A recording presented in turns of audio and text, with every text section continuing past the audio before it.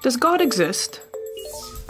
Or is the material universe all that is, or ever was, or ever will be? One approach to answering this question is the cosmological argument. It goes like this: whatever begins to exist has a cause. The universe began to exist, therefore, the universe has a cause. Is the first premise true? Let's consider. Believing that something can pop into existence without a cause is more of a stretch than believing in magic. At least with magic, you've got a hat and a magician. And if something can come into being from nothing, then why don't we see this happening all the time?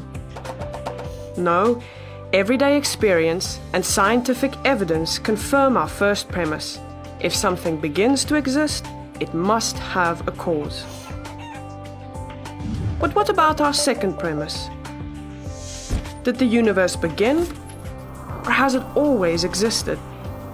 Atheists have typically said that the universe has been here forever. The universe is just there, and that's all.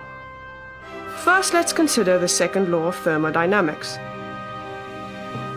It tells us the universe is slowly running out of usable energy, and that's the point. If the universe had been here forever, it would have run out of usable energy by now. The second law points us to a universe that has a definite beginning. This is further confirmed by a series of remarkable scientific discoveries.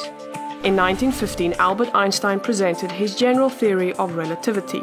This allowed us, for the first time, to talk meaningfully about the past history of the universe. Next, Alexander Friedmann and George Lemaitre, each working with Einstein's equations, predicted that the universe is expanding. Then in 1929, Edwin Hubble measured the red shift in light from distant galaxies.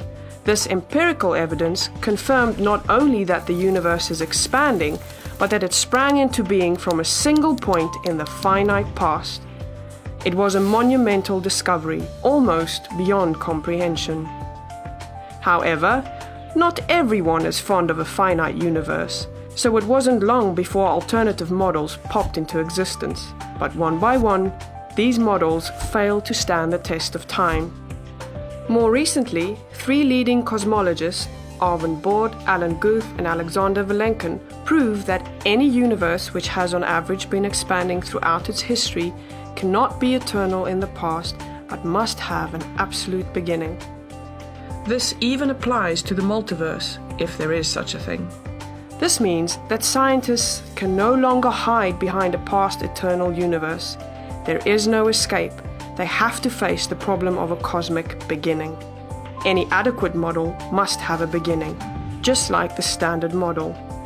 It's quite plausible then that both premises of the argument are true. This means that the conclusion is also true. The universe has a cause. And since the universe can't cause itself, its cause must be beyond the space-time universe. It must be spaceless, timeless, immaterial, uncaused, and unimaginably powerful, much like God. The cosmological argument shows that, in fact, it is quite reasonable to believe that God does exist.